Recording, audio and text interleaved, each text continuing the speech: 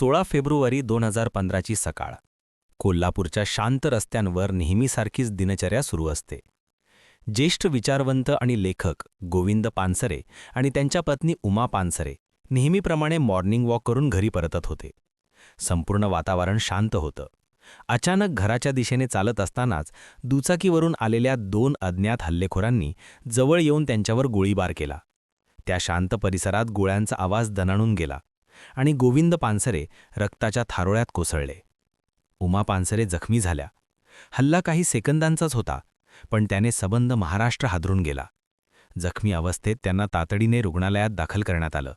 डॉक्टरांनी जीव वाचवण्यासाठी शर्थीचे प्रयत्न केले, पण 4 दिवसांच्या झुंजीनंतर 20 फेब्रुवारीला गोविंद पानसरे यांनी अखेरचा श्वास घेतला.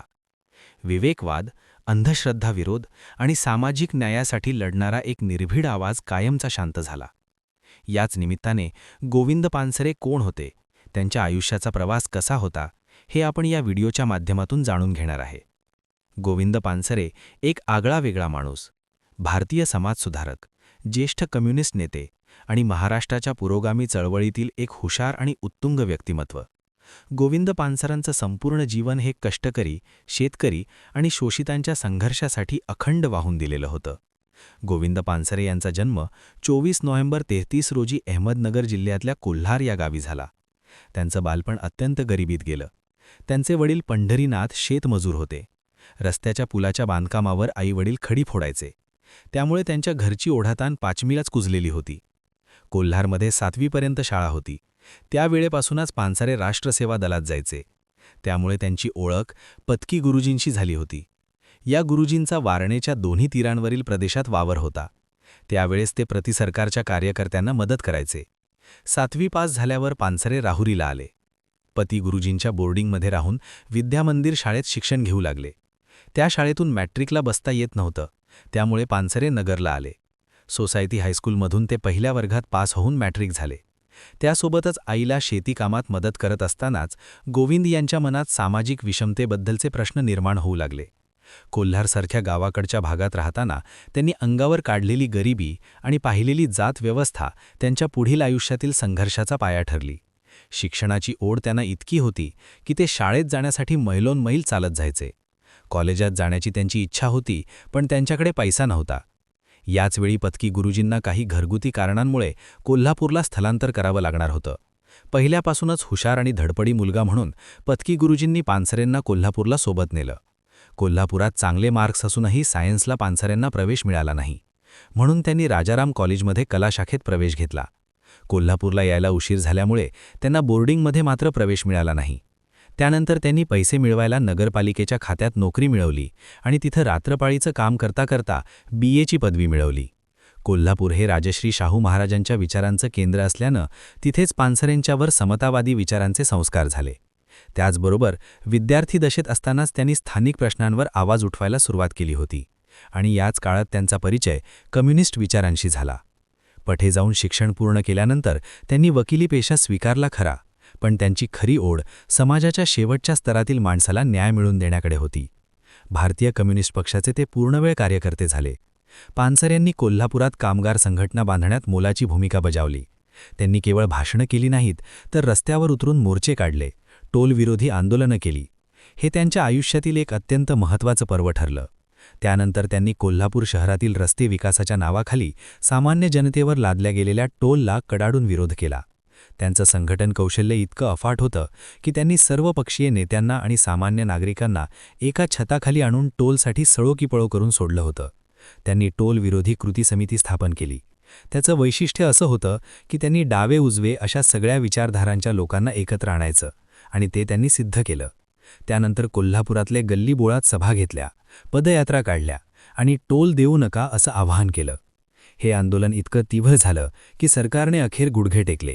पानसरेंच्या या आंदोलनामुळेच पुढे महाराष्ट्रातील अनेक शहरांमधील टोल बंद होण्यास मदत झाली.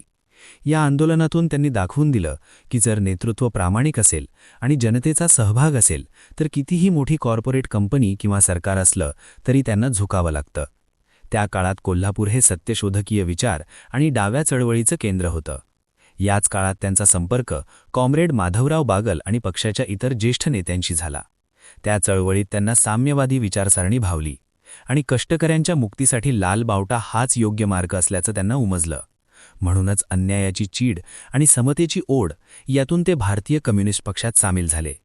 पक्षातील त्यांच्या सुरुवातीचा काळ हा पूर्णपणे जमिनीवर काम करण्याचा होता. त्यांनी केवळ भाषणं केली नाहीत, तर गिरणी कामगार, शेतमजूर आणि झोपडपट्टीवासी यांच्या समस्यांसाठी प्रत्यक्ष रस्त्यावर उतरून आंदोलनं केली. पानसरेंच्या कामाची शैली ही अत्यंत अभ्यासू आणि संयमी होती. त्यांनी पक्षाची संघटनात्मक बांधणी करताना मोठी कार्यकर्त्यांची फळी निर्माण केली.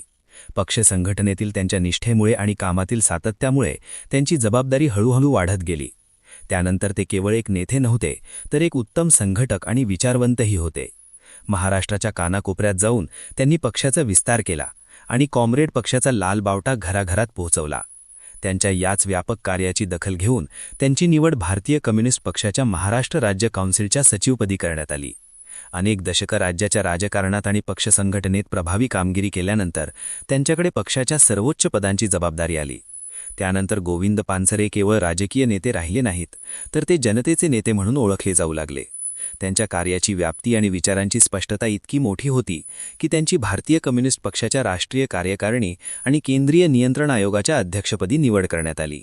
अध्यक्ष म्हणून काम करताना त्यांनी केवळ पक्षाची ध्येयधोरणं राबवली नाहीत, तर डाव्या चळवळीला महाराष्ट्रात एक नवा चेहरा दिला. त्याचबरोबर त्यांच्या कारकिर्दीतील सगळ्यात महत्त्वाचं योगदान म्हणजे त्यांनी शिवाजी महाराजांबद्दल मांडलेला नवा दृष्टिकोन. त्यांनी लिहिलेलं शिवाजी कोण होता हे पुस्तक महाराष्ट्राच्या वैचारिक विश्वात मैलाचा दगड ठरलं. हे पुस्तक केवळ एक पुस्तक नसून तो महाराष्ट्राच्या सामाजिक इतिहासातील एक मोठा दस्तऐवज आहे. त्या काळी शिवाजी महाराजांच्या प्रतिमेचा वापर विशिष्ट राजकीय फायद्यासाठी किंवा धार्मिक ध्रुवीकरणासाठी केला जात होता. अशा काळात पानसरेंनी पुराव्यानिशी सिद्ध केलं की शिवाजी महाराज हे रयतेचे राजे होते. त्यानंतर ते पुस्तक इतकं लोकप्रिय झालं की त्याच्या लाखो प्रती विकल्या गेल्या आणि अनेक भाषांमध्ये त्याचे अनुवाद झाले. पानसरेंनी या पुस्तकातून शिवरायांचा खरा इतिहास सामान्य कष्टकरी माणसांपर्यंत पोहोचवला. त्यांनी या पुस्तकात मांडलं की महाराजांनी शेतकऱ्याच्या भाजीच्या देठालाही हात लावू नका अशी आज्ञा दिली होती. त्याचाच अर्थ ते खऱ्या अर्थाने शेतकरी आणि कामगारांचे कैवारी होते. त्यांचा स्वभाव अत्यंत मिश्कल होता. एकदा एका सभेमध्ये विरोधकांनी त्यांच्या कम्युनिस्ट विचारावर टीका केली.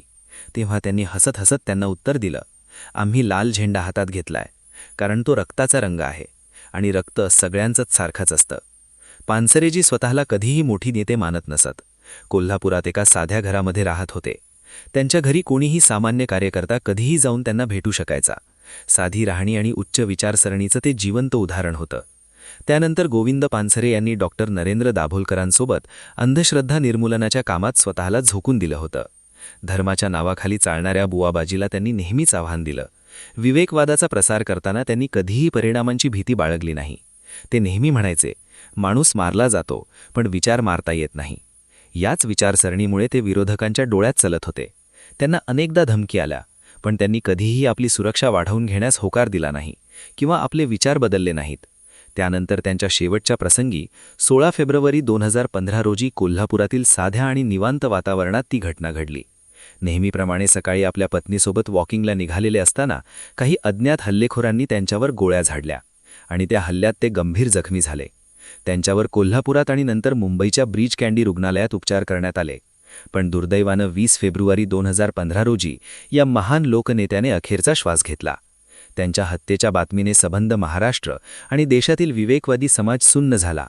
एका शांतताप्रिय आणि विचारांची लढाई लढणाऱ्या नेत्याचा असा अंत होणं हे लोकशाहीसाठी काळ ठिपके ठरले. पानसरेंच्या हत्येनंतरही त्यांचे विचार संपले नाहीत.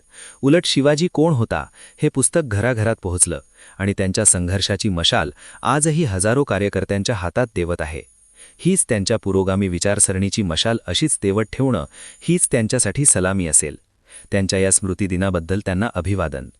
बाकी मंडळी, कॉम्रेड गोविंद पानसरे यांच्या आयुष्याच्या प्रेरणादायी प्रवासाबद्दल तुम्हाला काय वाटतं? त्यांच्या पुरोगामी विचारांबद्दल तुमचं मत काय?